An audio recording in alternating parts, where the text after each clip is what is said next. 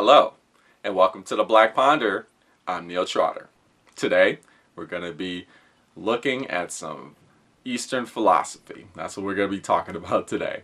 And we're specifically going to be talking about the philosophy of Daoism, or Taoism, however you want to pronounce that.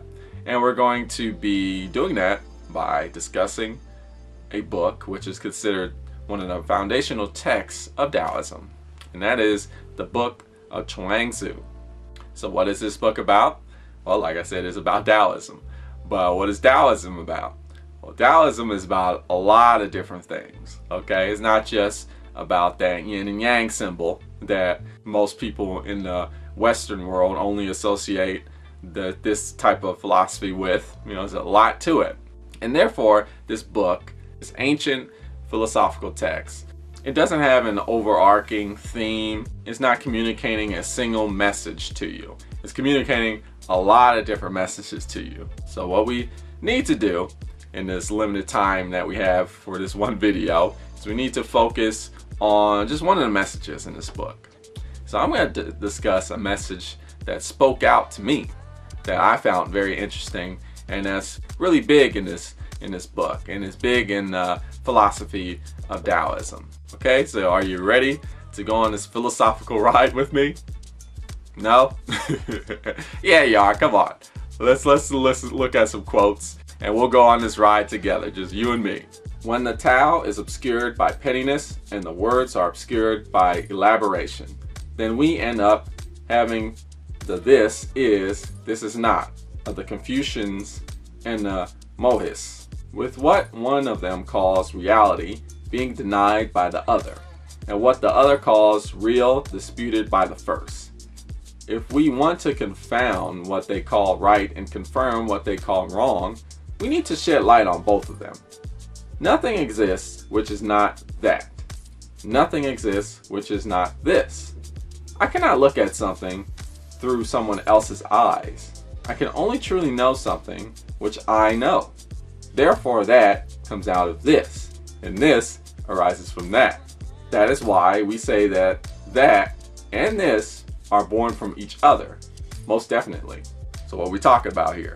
Well, first, Chuang Tzu brings up Confucianism and other philosophies during that time, where it's all about defining things and trying to understand how the world works, how reality works.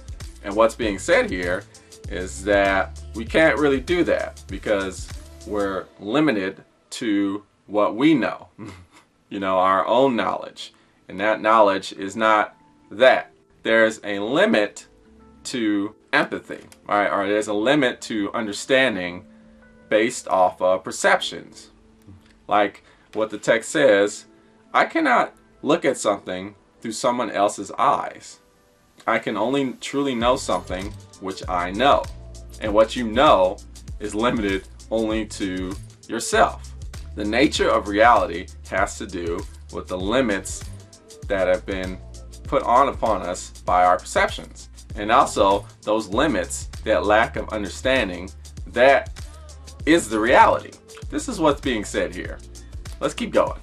If someone sleeps in a damp place, he will ache all over, and he will be half paralyzed. But is it the same for an eel?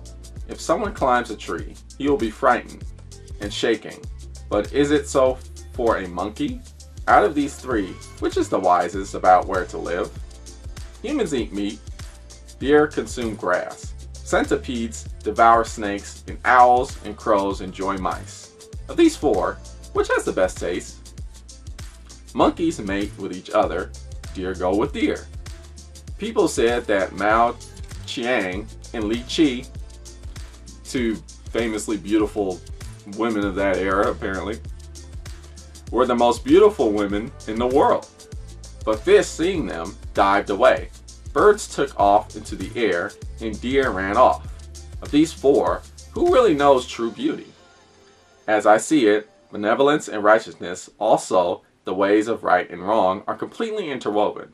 I do not think I can know the difference between them. Okay, again, we're talking about limits of perception, and that gets in the way of our ability to define true reality.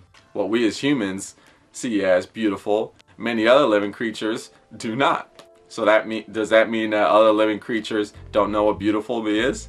No. I like to think of it like a fly, for example. A fly has a very different way of seeing the world because of just the way its eye is shaped. And a human being, our eyes, we see something completely different. Now, who has the truest eyesight, the fly or the human? Neither. We just see it different ways.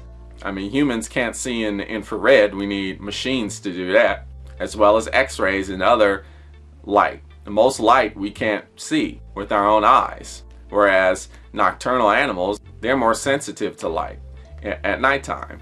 But who really is able to perceive reality best? Is it the humans or the animals? It's neither, right? We just see in different ways.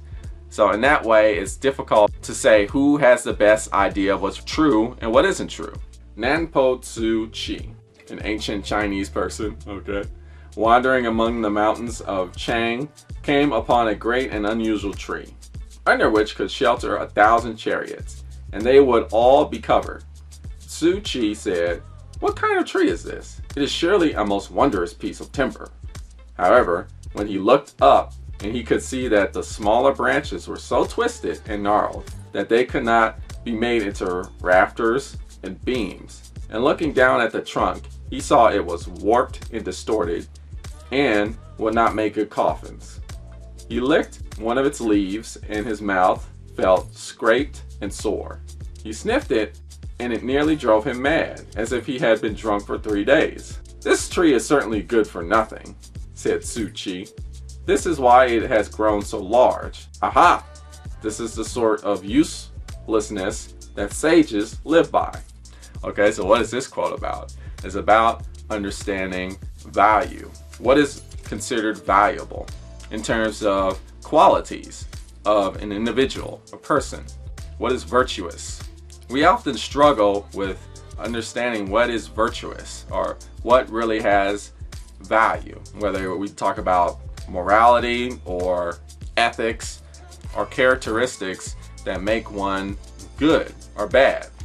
What makes the tree that was mentioned in this text useless is also what makes this tree very useful, right? Because now it's huge and it's big, so it's able to provide a lot of shade, or it's able to live a long time because its bark can't be used for various objects.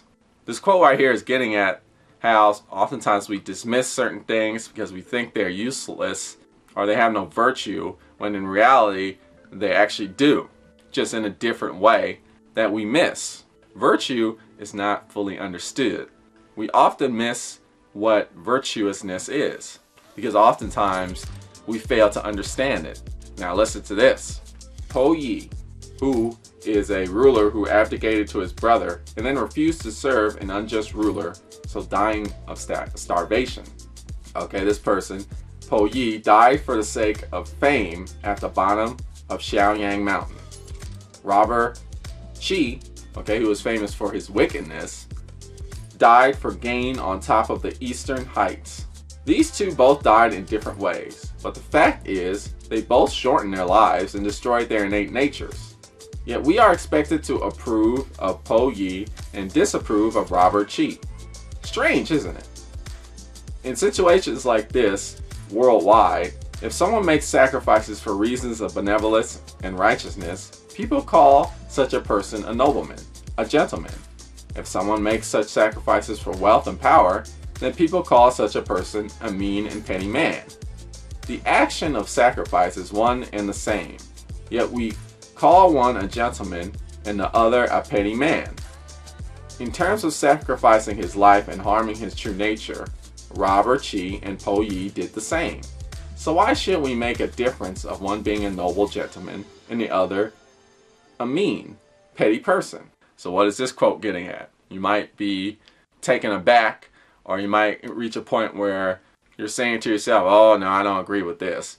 Because what's happening here is that they're comparing a good person with a bad person and saying that they're the same. You know, this lack of morals or unbelief in ethics. I don't vibe with that. But what I think is Chuang Tzu, he's not saying that these two people, Po Yi and Robert Chi, they're not the same in the sense that virtue, what's good and what's evil, that doesn't matter. That's not what he's saying. What he's saying is that we're failing to focus on what the meaning behind what's happening here. We're failing to understand that somebody's true nature, somebody's true essence is very important. Okay? That's part of what's real. That's part of what's true. That is the true nature of reality. Okay? We fail to see that. Check this out. My description of wisdom has nothing to do with benevolence and righteousness. It is to do with being wise in one's own virtue, nothing more.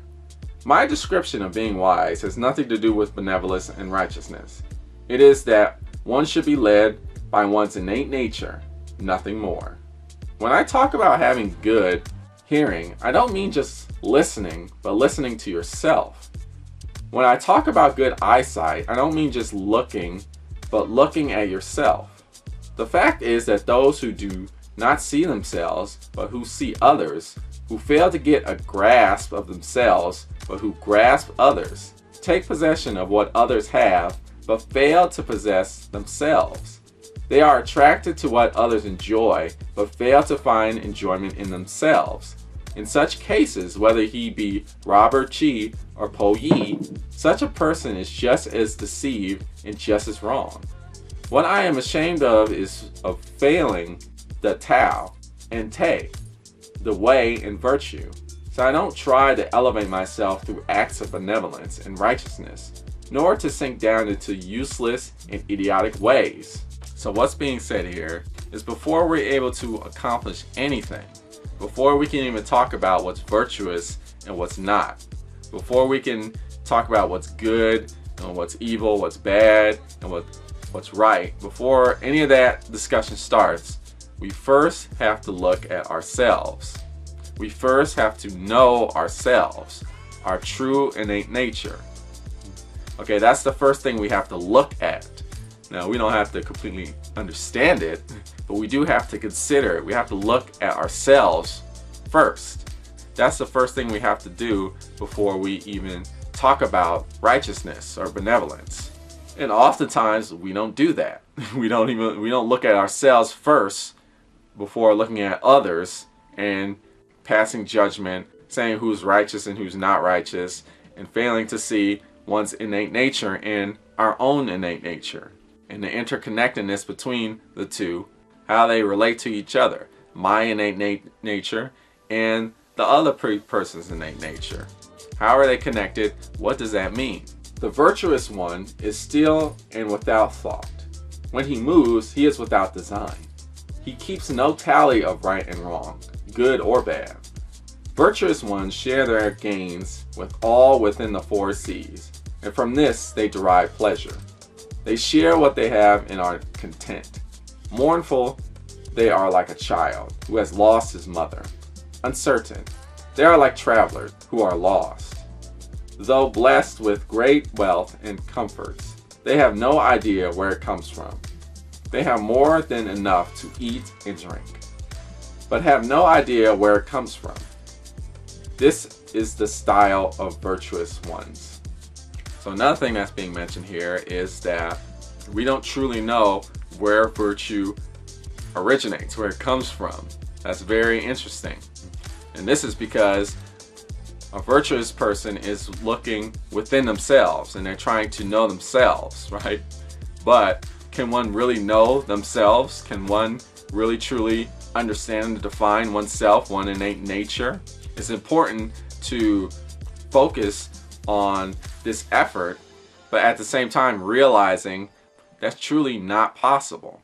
And since this journey of knowing oneself is actually not possible, but that journey is where virtue comes from. Virtue is the acceptance of the incomprehension of existence. That's what's being said here. Okay, let's keep rolling with this idea. This generation believes that the value of the Tao is to be found in books. But books are nothing more than words. And words have value, but only in terms of their meaning. Meaning is constantly seeking to express what cannot be said in words, and thus passed on. This generation values words and puts them into books. Yet what it values is perhaps mistaken, because what it values is not really all that valuable. So we look at things and see things, but it is only an outward form and color, and what can be heard is just the name and sound. How sad that this generation imagines that the form, color, name, and sound are enough to capture the essence of something. The form, color, and name and sound are in no way sufficient to capture or convey the truth, which is why it is said that the knowledgeable do not speak, and those who speak are not knowledgeable. But how can this generation understand that? Okay, that's really fascinating, because I mean, this book was written in ancient times, BC, before the birth of Christ.